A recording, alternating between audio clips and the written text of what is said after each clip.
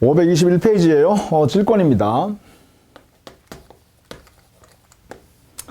질권은 기본적으로요, 담보물권 중에서요, 동산을 대상으로 하는 거하고 권리를 대상으로 하여 질권이 만들어진다. 그래서 동산질권, 권리를 대상으로 하는 권리질권, 이 두 가지가 있다는 것을 꼭 알아두셔야 돼요. 이렇게요. 동산을 대상으로, 권리를 대상으로. 그것이 521페이지에 있죠. 이러한 경우에 이 동산이든 권리든 간에 질권이 성립하면 이것은 그 성질이요, 당사자 약정에서 이루어지는 모습이기 때문에 원칙적으로 약정 담보 물권입니다.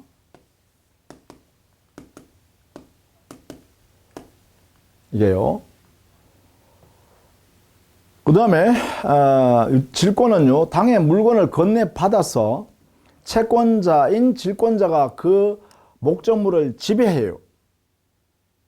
그러니까 여기는 약정 담보 물권이면서 유치적 효력도 있고, 그렇죠?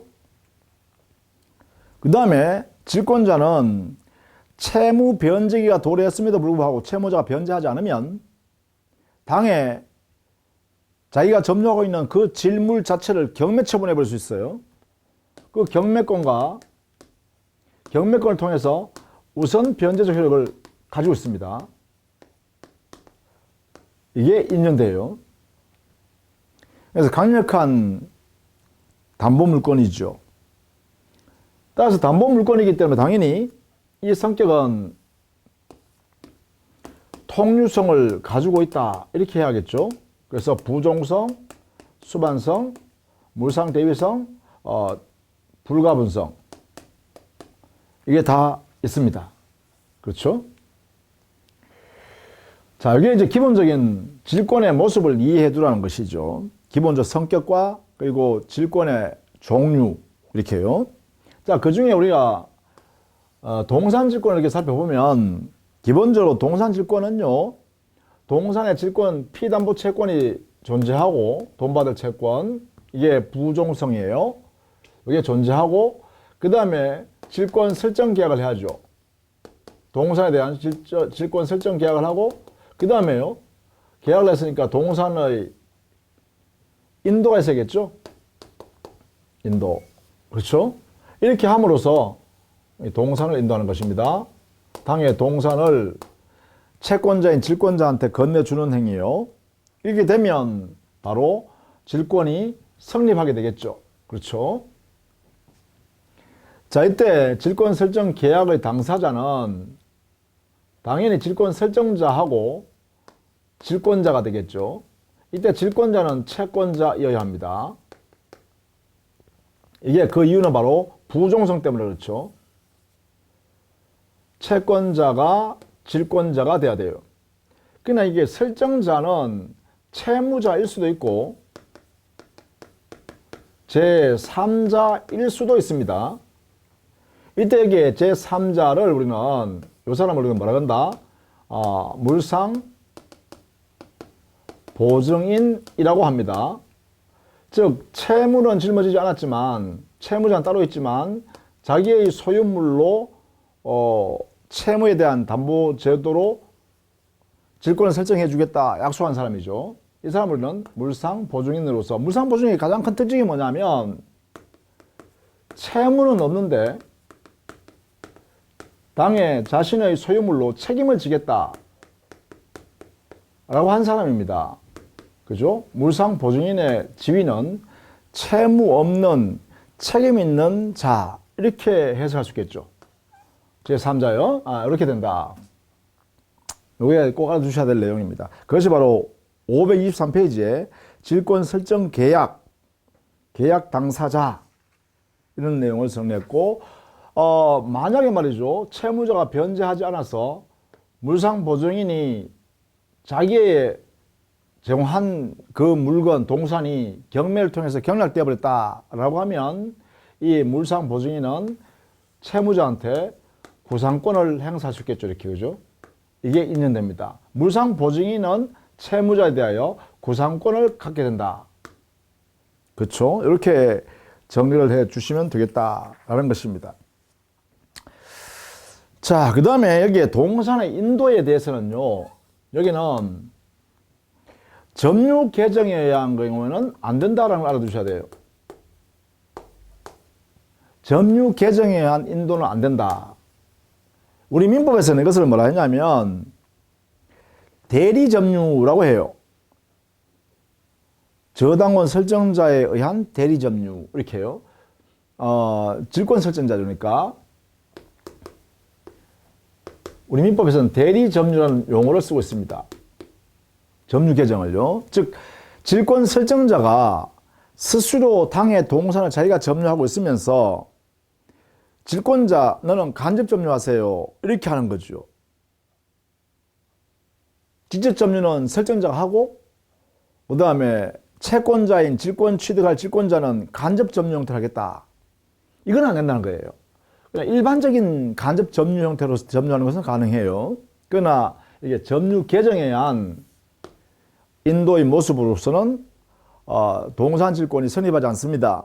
그래서 우리 시험에는 이 부분을 잘 알아두셔야 됩니다. 대리 점유 안 된다라는 것. 이게 가장 중요합니다. 이게 중요해요. 자, 이렇게 정리하시면 되겠고, 물론 이때 이 동산은 경매를 통해서 제3자 타인에게 경락될 수 있는 물건이어야 되겠죠. 이걸 우리 보통 이 동산은 양도성이 있어야 한다. 이렇게 표현합니다. 왜냐하면 경매를 통해서 경매권이 인정되니까요. 그렇죠? 경매권이 인정되니까 경락인에게 소유권 넘어갈 수 있는 그러한 동산이야겠죠. 그래서 양도성이 있는 동산에 대해서 점유 개정의 방법이 아닌 다른 모습, 즉 현실인도, 간이인도 또는 목적물 반환 청구권의 양도로서 간접 점유하는 거죠. 이런 형태는 가능하다. 자, 이렇게 해서 성립한 동산 질권의 효력은 어떤 게 있는가? 자, 먼저 효력이 미치는 범위로서 목적 물건의 범위요. 이것은 우리 법에 정해놨죠. 자, 원칙적으로요, 동산 그 자체에 대해서는 당연히 미치는 것이고요. 종물, 당연히 미칩니다. 과실, 이 과실에 대해서는요, 당연히 미치는 것은 아니죠. 자, 종물일 때는 이것은 인도된 것일 것. 그렇죠? 이렇게 해석하면 되겠죠. 과실에 대해서는요, 과실은 이것도 역시 인도받아 점유하고 있는 것으로서 이것도 저당권 효력이 미칠 수 있겠죠. 점유하고 있으면요.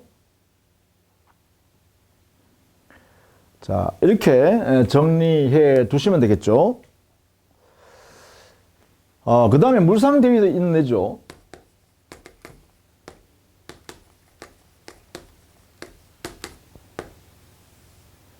즉, 점유하고 있는 그 물건이 멸실훼손됐을 때, 멸실훼손 공용 진술을 하여 당의 그 질물의 대상인 동산이 없어졌을 때, 그 가치 변형물로서 질권 설정자가 권리를 취득했다면, 그때는 그 권리 위에 질권이 그대로 존속할 수 있다는 것이죠. 이렇게. 그러면 마치 이때는 권리 질권의 성질을 갖게 된다. 이렇게 보시면 되겠죠.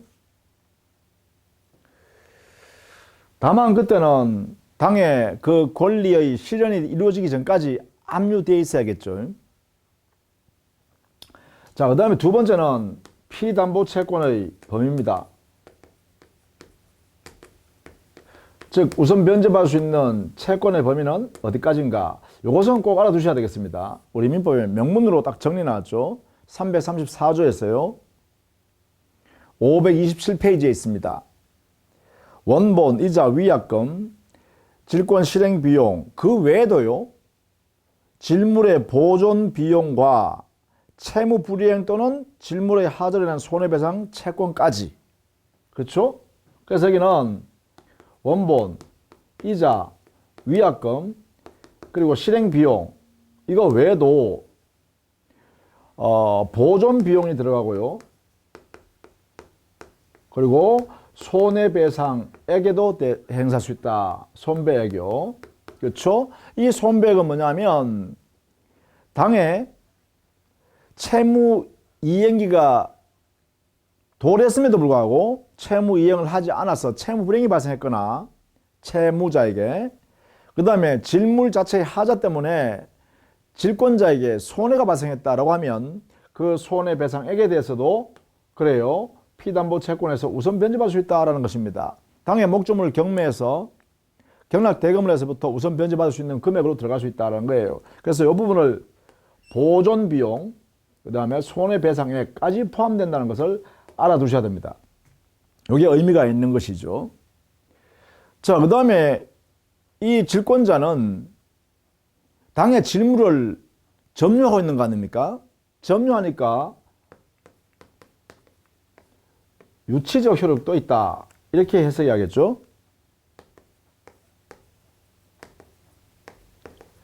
따라서 소유자가, 즉 질물의 소유자가 변경되더라도 질권자는 여전히 유치권 행사할 수 있다. 이렇게 되겠죠. 유치적 효력이 인정된다. 이렇게 되겠죠. 그 다음에 우선 변제 효력이 인정됩니다.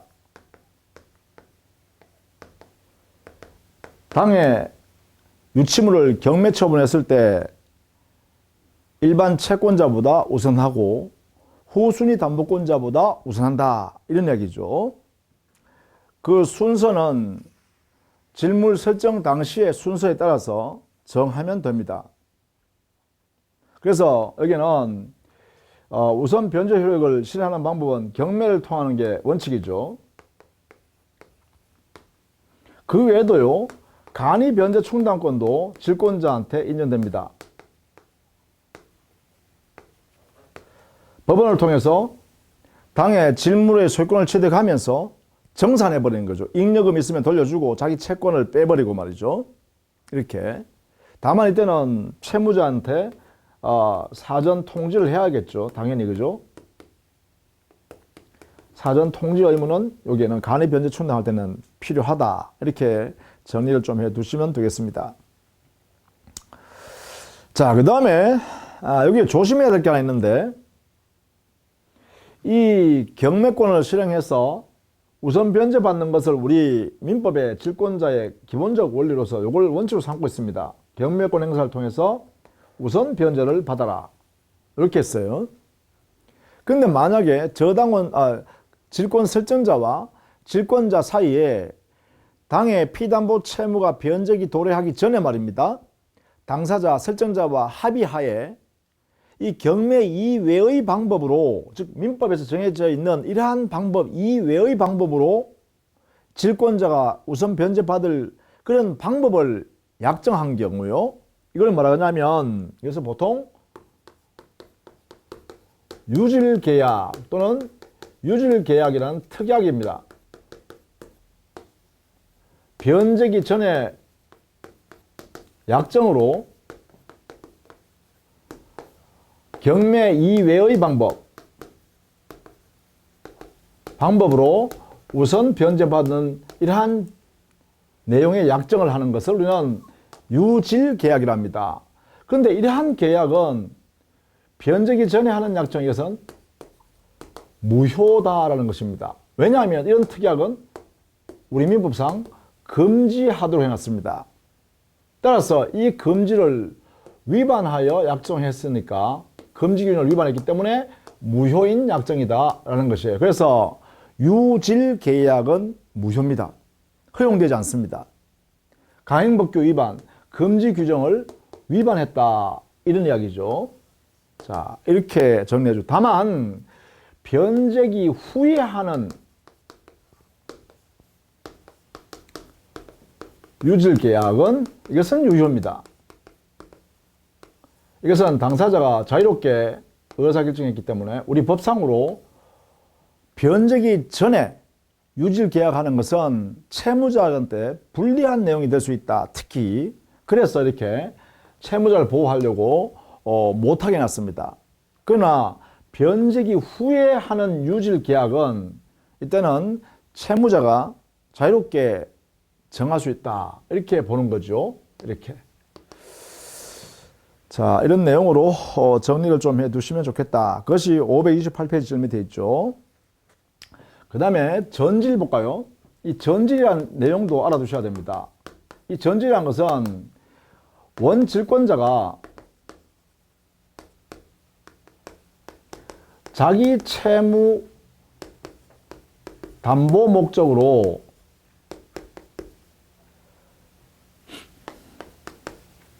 다시 질권을 설정해 주는 것입니다. 이럴 때 이 다시 질권을 설정한 것, 요것을 우리는 전질이라고 합니다.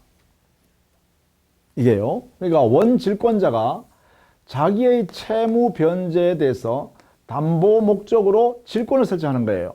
이 질권을 우리는 전질이라고 그래요. 그럼 이렇게 될 거 아니에요. 여기에 질권 설정자가 있고, 예컨대 이런 물건이 있다 이 말이죠. 물건. 이 물건에 여기에 질권자가 이렇게 생기죠. 그럼 이 물건을 이렇게 인도받았을 거 아니에요. 그죠? 이 물건. 인도받았을 거 아닙니까? 그래서 이 사람이 질권자가 됐습니다. 근데 이 사람이 다시 여기에 어떤 제3자한테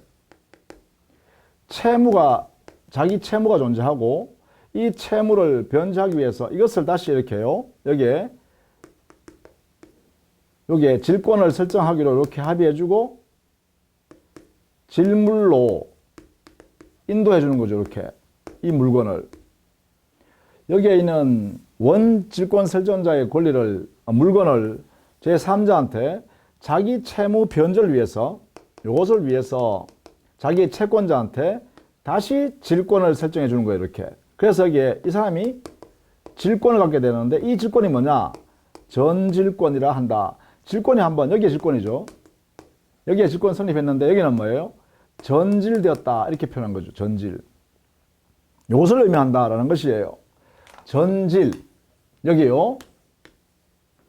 이 두 사람 사이 관계를 이게 전질권 설정자 되겠죠. 전질권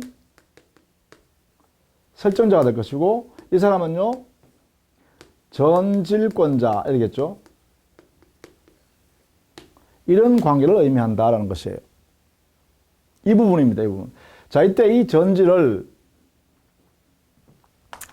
자기의 책임 하에 이루어지면, 즉 원질권자가 자기 책임 하에 이루어지면 책임 전질이라고,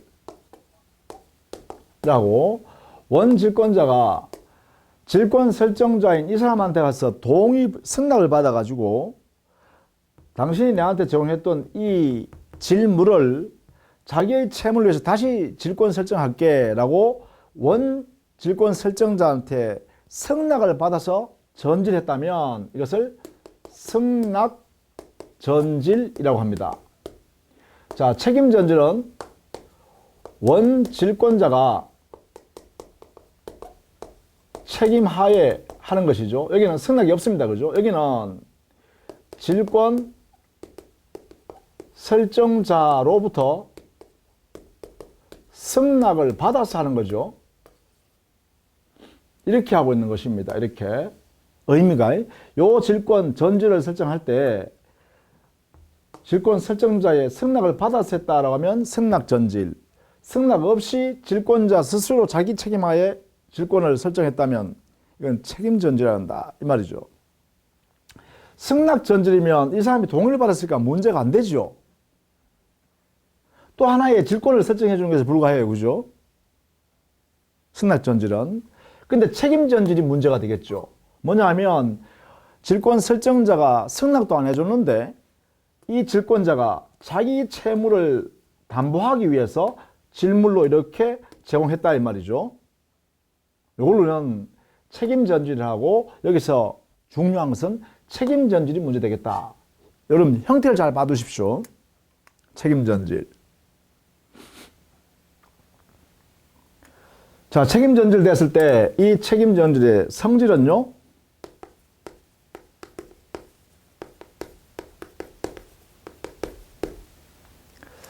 자, 이때 이 질물만 이렇게 자기 즉 질권자 가지고 있는 요 물건만 이렇게 넘겨주는 것이 아니라 물건도 넘겨줬지만 동시에요. 이 물건에는 뭐가 붙어 있어요? 이 질권자가 질권 설정자 또는 채무자한테 채권이 이렇게 붙어 있었잖아요. 피담보 채권 여기에 붙어 있었죠. 그럼 이 채권도 함께 여기에 이렇게 넘겨줘야 한다라고 해석합니다. 그래서 뭐냐면 여기에 책임전질의 성질은 채권, 질권, 여기죠. 질권자 가지고 있는 채권, 질권자 가지고 있는 질권. 왜? 요 질물을 함께 넘겨주니까. 질권, 이걸 전체를 함께 여기에 있는 전질권자에게 여기다 집어넣어줬다라고 하는 거예요. 여기 안에는 질물만 있는 것이 아니라 채권과 질권이 함께 여기에 들어가 있다. 이렇게 보는 거죠. 그래서 채권, 질권, 공동 입질, 질권에다가 질권 성립에다가 집어넣었다 이 말이죠. 이게 들어가 있다 이 말이죠. 여기에 들어가 있는 것이 채권뿐만 아니라 질권도 함께 들어가 있다. 그래서 채권, 질권, 공동 입질이다. 이렇게 해석하는 것이 통설이고 판례예요. 그러면 이 전질권자는 여기에 있는 채권도 자기가 점유권으로 가지고 있고, 질권으로 가지고 있고, 여기에 질권도 자기가 전질권의 목적물로 질권을 가지고 있다는 거죠. 그래서 여기에 사실은 책임전질의 속에는 여기에는 채권도 함께 전질권자가 담보 목적을 가지고 있으니까 권리질권도 함께 포함되어 있는 거나 마찬가지. 책임전제는 권리질권을 이것을 전질의 목적으로 지배하고 있다. 이렇게 해석하는 거죠. 자, 이게 책임전질의 성질입니다. 이게 꼭 알아두셔야 됩니다. 채권, 질권, 공동 입질설이다. 자, 그것이 여러분 교재는 529페이지에 하단에 동그라미 1번 책임전질의 법적 성질 거기에 보시면 우리는 질권의 부종성 때문에 채권과 질권을 함께 전질권자한테 질권 목적으로 넘겨놨다. 이렇게 보는 거죠. 이걸 채권, 질권, 공동 입질설이다 하고 당연히 이때는요.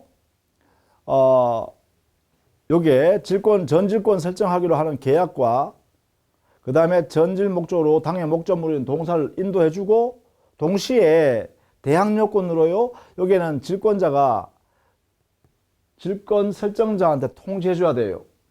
당신이 나한테 제공했던 이 채권과 내 채권과 질물을 내가 다른 사람한테 저기 있는 나의 채권자죠. 자신의 채권자한테 지금 점유를 넘겨놨습니다라고 질권자가 질권 설정자에게 통지할 것. 자, 이렇게요. 이렇게 통지할 것. 아니면 질권 설정자가 이 전질했다는 사실을 알았으니까 내가 알고 있다라고 여기에 승낙을 하든지. 그래서 통지나 승낙이 바로 여기에 있는 전질권자의 대항 요건.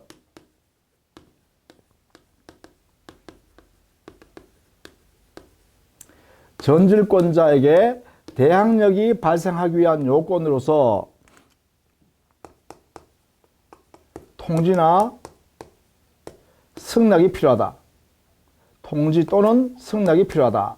통지는 이게는 원 질권자가 해야 되고요. 자가 질권 설정자한테 해야 되는 거고, 승낙은 질권 설정자가 질권자에게 하거나 전질권자한테 하면 됩니다. 이렇게 하면 이 전질권자가 대항력이 발생합니다. 누구한테? 얘한테요. 원질권자한테 자기의 권리를 주장할 수 있다. 이제 이렇게 바로요. 주장할 수 있다는 거예요. 자, 이런 내용을 갖고 있다라는 걸 같이 알아두셔야 됩니다. 이렇게 대항력 요건이다. 자, 요 정도만 여러분이 정리를 좀 해두시면 되겠어요. 그 부분은요. 자, 그 다음에 531페이지 가면 동산질권의 침해에 대한 구제가 있죠. 동산질권은 당연히 물권이잖아요. 물권이니까 물권이 침해당하면 그 질권에 기한 물권은 청구권을 행사할 수 있겠죠.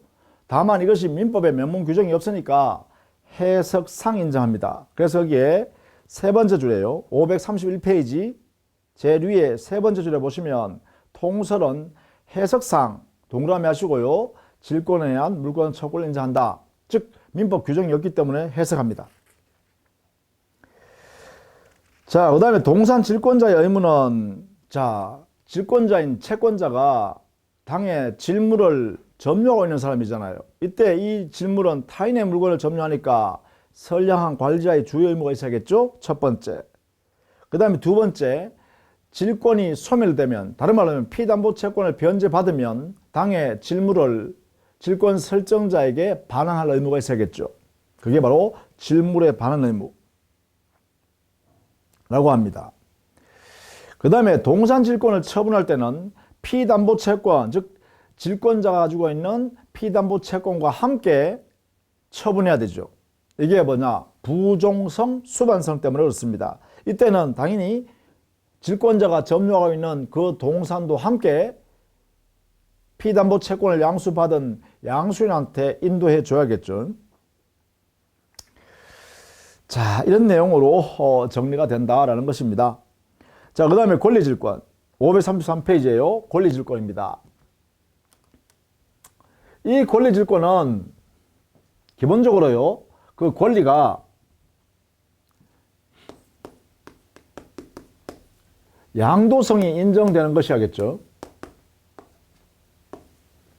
양도성이 인정되는 권리에 한다. 다만 그 권리가요, 부동산을 사용, 수익하는 있는 권리는 제외된다. 이게 명문이 있기 때문에 시험에 잘 냅니다. 권리 질권에 그러면 임차권 같은 거예요.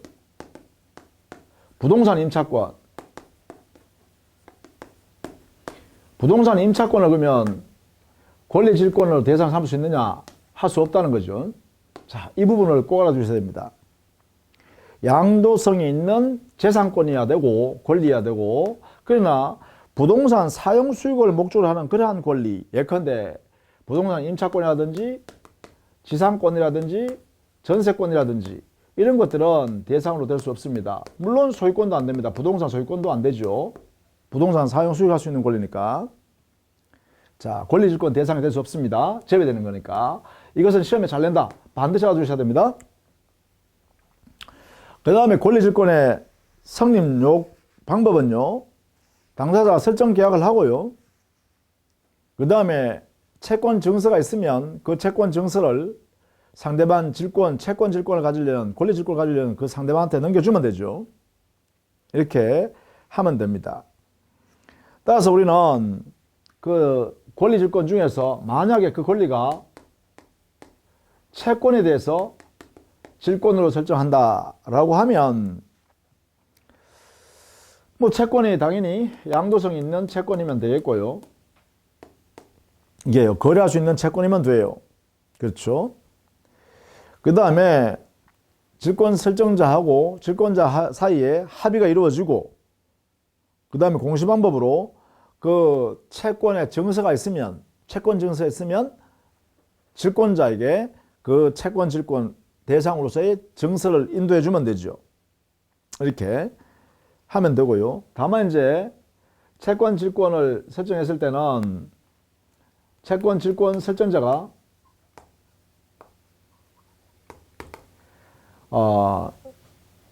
자신의 채무자에게 통지하거나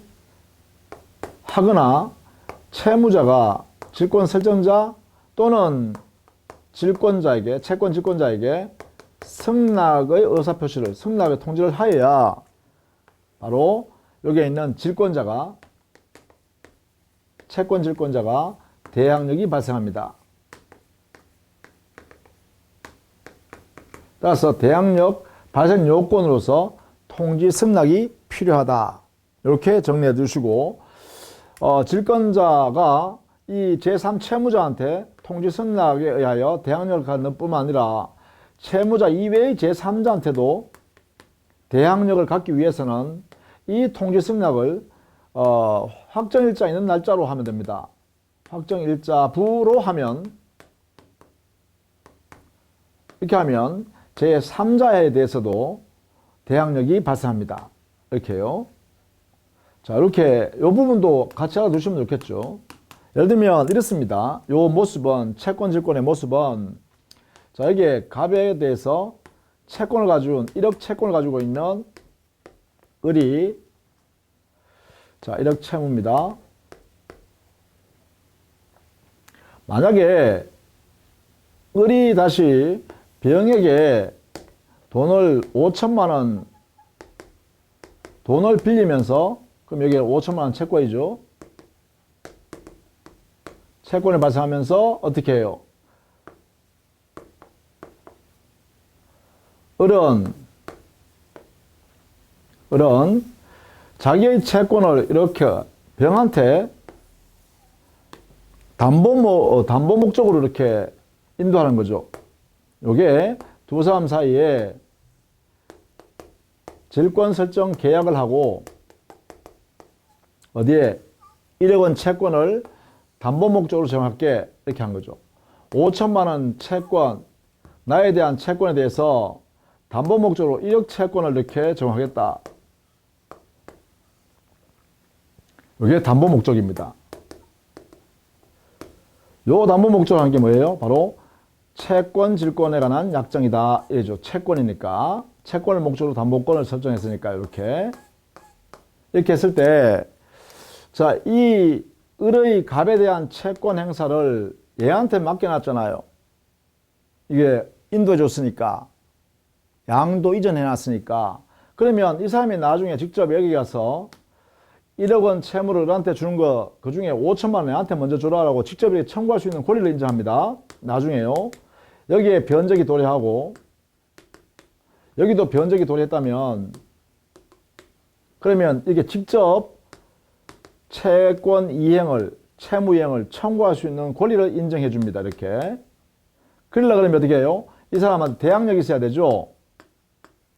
대항력, 즉 직접 제3채무자한테 갑한테 가서 돈을 받을 수 있는 권리를 행사하기 위해서는 대항력이 발생해야 되는데, 이 대항력의 발생 요건으로서 바로 을이 갑한테 통지하거나, 또는 갑이 을이나 병에게 승낙의 의사를 한 경우입니다. 이렇게.